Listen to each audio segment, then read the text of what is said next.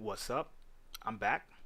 In this segment, I'm going to discuss a concept that's going to be prevalent in AUM comics, where in our comics we have two distinct universes. So let's say universe A, it's going to be more like how our everyday universe is for the most part. It's going to be more spy stories, more horror, um, to some extent, just everyday stories that may have a little bit of sci-fi in them. And if you don't believe in ghosts and spirituality, then that could be science fiction to you. But from our perspective, that's real. But it's not going to be Universe A. It's not going to be as superhero as Universe B. Now, Universe B will be very superhero, but it's going to be very distinct from other superhero universes and from other companies, in the sense that, for the most part, when we're going to do it, it's going to be an interesting take because in our universe, the superheroes are the villains. And it's going to be interesting because you say, wow, like, how does that work? Well, it's really more, in a sense, when we say the superheroes are the villains, the superheroes are more great characters. Like in the movie Lucy, she developed superpowers by taking drugs and it altered her brain and she was able to exhibit powers. In our universe, that's how the superheroes will be. And the villains, superhero villains too. So you may say, well, I thought you just said superheroes are the villains. Well, superheroes are the main antagonistic characters. They can be the adversaries over against what we call the seedlings and the reformers. So the superheroes are the main bad guys, but they're more gray. So when we're discussing them, it's gonna be more like, for instance, if you look at the movie Lucy, right? You wouldn't look at her as a villain. She was actually just trying to live a life, and other people didn't like that she grew to power, right? And in a sense, that's kind of how our stuff is with the superheroes. They're more people who got their powers for the most part. Number one, some of them being used as pawns by higher forces, or number two, some people just like the power and they just like being worshipped.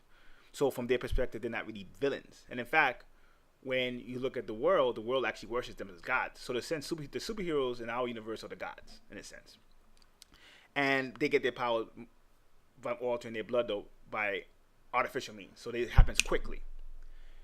They're now counted by two groups, one called the Seedlings and one called the Reformers. The Seedlings are more people who are naturally gifted, but they have to do spiritual work to unleash those gifts. So they would have to do yoga, they would have to do alchemy, they would have to study astrology, they have to study the occult, and over a long period of time they develop these gifts, but they're naturals, so they develop it quickly, right? So they may develop in 10, 15 years. That's the standard it takes in our universe. Whereas the reformers are regular humans who do the same thing the Seedlings do. They do the yoga, the alchemy, the astrology, the energy work, the occult. But instead of 15 years, it might take them 30 to 40 years. Both groups, though, eventually their aging is slowed down a little bit. So even if you start 30 and it takes you 40 years, you're 70, you might still be, you're not going to be like a regular 70-year-old. So they end up being two camps that are connected to each other, sometimes rivals. The reformers sometimes kind of secretly hate on the Seedlings because the Seedlings kind of could do it faster. Then the Seedlings have their own complexes because they say they hate the heroes, but some of them actually don't mind being worshipped either. So you see this antagonistic relationship between those three groups, and then the villains are just more, they're more straight up. They know what they're doing, and they don't really care. That they're just out for whatever selfish reason they're doing it for. I would say this with the villains: the superheroes I actually find the most interesting because I think it's kind of like when I'm writing this, I'm doing it from the perspective that the average person would rather take the drug to get the power. So the superhero's not bad; they're just misguided. And when you're going into our stuff, it's going to be based on that. It's like the superhero itself. They can be fighting the Seedlings and the reformers. Think of the superheroes as like the regular establishment right now in the government, corporations. They're seen doing it for profit. So if you ask the regular person, they're not gonna say they're evil. They're just gonna say they're entities that are selfish and doing it for profit. So that's how our superheroes in our universe are. They're not really, insane.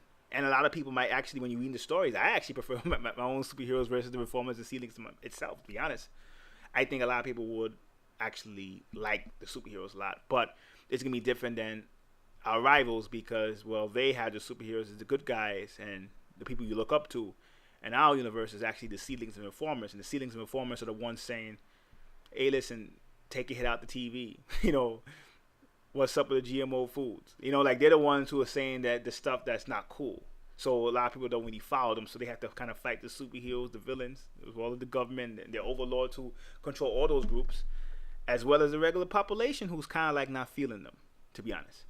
So it's a very interesting contrast. Like how you want to look at, how you could look at it. It's kind of like in Star Wars, where the Jedi's and in Star Wars, they never did really describe the Force as anyone being able to access it in a way, right? They didn't. They said somebody special was able to access it. So in our case, the special people will be the Seedlings, right? But we're flipping it because we're saying any human can do it. It just takes a longer time. So you have those different groups fighting each other in a sense, and in a lot of ways, sometimes what we call supervillains actually fights the superheroes or the Reformers or the Seedlings as well. So it's gonna be a different dynamic than a lot of other universes and other fictional universes. Where for us, when you've seen these are people who acquire these gifts. Okay, then the gift that they acquire or the power that they have is being able to do it faster. But they tap into something called the light in one, and when they tap into that, it's like an energy, it's like a force, and it helps unlock things in their super subconscious mind that they're able to then do great things. But it takes a long time, it takes a lot of patience, and it takes a very antagonistic relationship with the regular people around them. And then the regular people, the Reformers, they're supposed to be working with the Seedlings, but they have a little beef too because it takes them 45 years to make 30, and it could take Seedlings 10 or 15. So there's a lot of natural conflict between those groups as well.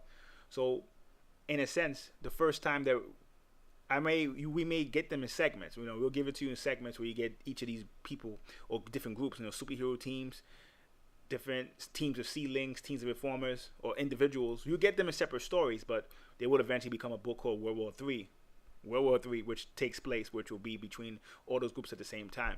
So it's going to be from an interesting perspective. And when you're looking at it in terms of reality, what we used to call the Messiah seeds, or something, just the New Age community called indigo children, more the Seedlings. But the Reformers are cool too because everyone can do it. They just have to work a little harder. So it's kind of like bridging the gap between fiction and fact. So be on the lookout for that. Until next time, peace.